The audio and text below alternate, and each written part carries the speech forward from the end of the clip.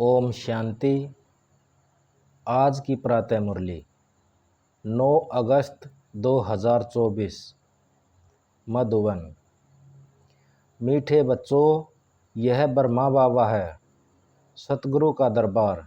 इस भुरकुटी में सतगुरु विराजमान हैं, वही तुम बच्चों की सदगति करते हैं।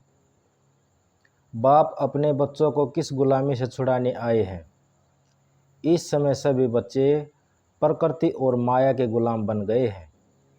बाप अभी इस गुलामी से छुड़ाते हैं। अभी माया और प्रकृति दोनों ही तंग करते हैं। कभी तूफान, कभी फैमन। कभी तुम ऐसे मालिक बन जाते हो जो सारी प्रकृति तुम्हारी गुलाम रहती है। माया का वार भी नहीं होता। मीठे मीठे रूहानी बच्चे समझते हैं कि सुप्रीम बाप भी है, सुप्रीम शिक्षक भी है। वह विश्व के आदि मध्य अंत का राज समझाते हैं। फिर सुप्रीम गुरु भी है। तो यह हो गई सतगुरु की दरबार। दरबार होती है ना गुरु की, वह है सिर्फ गुरु की, सतगुरु है नहीं। श्री श्री 108 कहलाते हैं, सतगुरु लिखा हुआ नहीं होगा। वो लोग सिर्फ गुरु को कहते हैं। यह है सतगुरु। पहले बाप, फिर टीचर, फिर सतगुरु। सतगुरु ही सदगति देते हैं। सतयुग त्रेता में तो फिर गुरु नहीं होते थे, क्योंकि सब सदगति में थे। एक सतगुरु मिलता है तो बाकी सब गुरुओं का नाम खालसा हो जाता है। सुप्रीम हुआ सब गुरुओं का गुरु। जैसे पतियों का पति कहते हैं ना, सबसे ऊंच होने के कारण ऐसे कहते हैं। तुम सुप्रीम बाप के पास बैठे हो, इसलिए बेहद की वर्षा लेने के लिए। यह बेहद की वर्षा बाप भी है तो शिक्षक भी है, और यह वर्षा है नई दुनिया को अमरलोक के लिए, वॉइसलेस वर्ल्ड के लिए। वॉइसलेस वर्ल्ड नई दुनिया को, विशेष वर्ल्ड पुरानी दुनिया को कहा जाता है। सतगुरु को शिवालय कहा जाता था, क्योंकि शिव बाबा का स्थापना किया हुआ था। विशेष वर्ल्ड रावण की स्थापना है। अभी तुम बैठे हो सतगुरु के दरबार में, यह सिर्फ तुम बत्ते ही जानते हो। बाप ही शांति का सागर है। वह बाप जब आए तो शांति की वर्षा दे, रास्ता बताए। बाकी जंगल में शांति कहाँ से मिलेगी। इसलिए हार का मिसाल देते हैं। शांति तो आत्मा के गले में का हार है। फिर जब रावण राज्य होता है तब अशांति होती है। उनको तो कहा जाता है सुख धाम, सुख शांति धाम। वहाँ दुख की कोई बात नहीं। महिमा भी सदैव गुरु की ही करते हैं। गुरु की महिमा कभी सुनी नहीं होगी। ज्ञान का सागर वह एक ही बाप है। ऐसे कभी गुरु की महिमा सुनी है। वह गुरु लोग जगत के पतित पावन हो नहीं सकते। वह तो एक ही निरंकार भेद के बड़े बाबा को कहा जाता है। तुम अभी संगम युग में खड़े हो। एक तरफ है पतित पुरानी दुनिया, दूसरे तरफ है पावन नई दुनिया। पतित दुनिया में गुरु तो ढेर हैं। आगे तुमको इस संगम युग का पता नहीं था, अब बाप ने समझाया है। यह है पुरुषोत्तम संगम युग। इसके बाद तुम सतयुग आना है। चक्कर फिरता रहता है, यह बुद्धि में याद रहना चाहिए। हम सब भाई भाई हैं।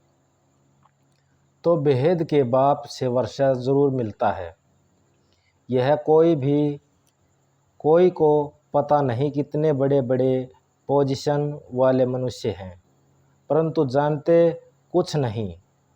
बाप कहते हैं मैं तो तुम सब की सद्गति करता हूँ। अभी तुम सेंसिबल बनो। पहले तो कुछ भी पता नहीं था। इन देवताओं के आगे जाकर तुम कहते थे हम सेंसलेस हैं, हमारे में कोई गुण नहीं है। आप तरस करो। अब यह देवताओं के चित्तर तरस करेंगे क्या? यह जानते ही नहीं रहम दिल कौन है। कहते भी हैं ओ गॉड फादर रहम करो। कोई भी दुख की बात आती है तो बाप को ज़रूर याद करते हैं। अब तुम ऐसे नहीं कहोगे। बाप तो विचित्र है, वह सामने बैठे हैं, तब तो नमस्ते करते हैं। तुम सब हो चित्रधारी, मैं हूँ विचित्र। मैं कभी चित्र धारण नहीं करता। मेरे चित्र का कोई नाम बताओ, बस शिव बाबा ही कहेंगे। मैंने यह लोन लिया, सो भी पुराने ते पुरानी जूती, उसमें ही मैं आकर प्रवेश करता हूँ। इस शरीर की महिमा कहाँ करते हैं? यह तो पुराना शरीर है, एडाप्ट किया है तो महिमा करते हैं क्या? यह तो समझाते हैं ऐसा था, अब फिर मेरे द्वारा गोरा बन गया। अब बाप कहते हैं जो सुनता हूँ उस पर जज करो। अगर मैं राइट हूँ तो राइट को याद करो, उनका ही सुनो। अनराइट्स सुनो ही नहीं, उनको इविल कहा जाता है। टॉक नो इविल, सी नो इविल। इन आँखों से जो कुछ देखते हो उनको भूल जाओ। अभी तो जाना है अपने घर, फिर वापस अपने सुख धाम को आएंगे। बाकी तो यह सब जैसे कि मेरे पड़े हैं। तो यह ब्रह्मा की बुरकटी है, सतगुरु का दरबार। यह इस आत्मा का भी दरबार है। फिर सतगुरु ने भी आकर इसमें प्रवेश किया। इनको रथ भी कहते हैं, दरबार भी कहते हैं। तुम बच्चे स्वर्ग के गेट खोल रहे हो। श्रीमत पर जितना अच्छी रीति से पढ़ोगे उतना सतयुग में उच्च पद पाओगे। तो पढ़ना चाहिए। टीचर के बच्चे तो तुम बहुत होशियार होते हो, परंतु कहते हैं ना, घर की गंगा का रिकॉर्ड नहीं। बाबा का देखा हुआ सारे शहर में कीचड़ा गंगा में पड़ता है, फिर उनको पतित पावनी कहेंगे। मनुष्य की बुद्धि देखो कैसी हो गई है। देवियों को सजाकर पूजा आदि कर फिर डूबे देते हैं। कई तो उस पर पांव रखकर डुबोते हैं।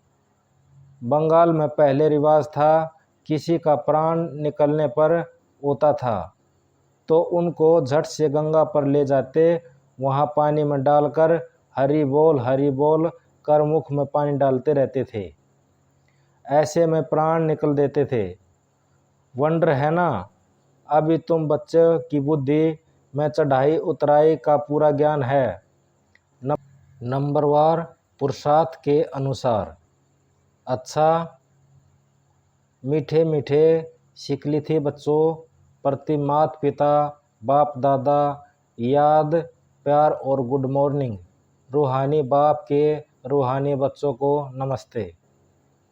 धारणा के मुख्य सार, बाप जो सुनाते हैं वही सुनना है और जज करना है कि राइट क्या है। राइट को ही याद रखना है, अनराइटेड बात को न सुनना है और न बोलना है और न ही देखना है।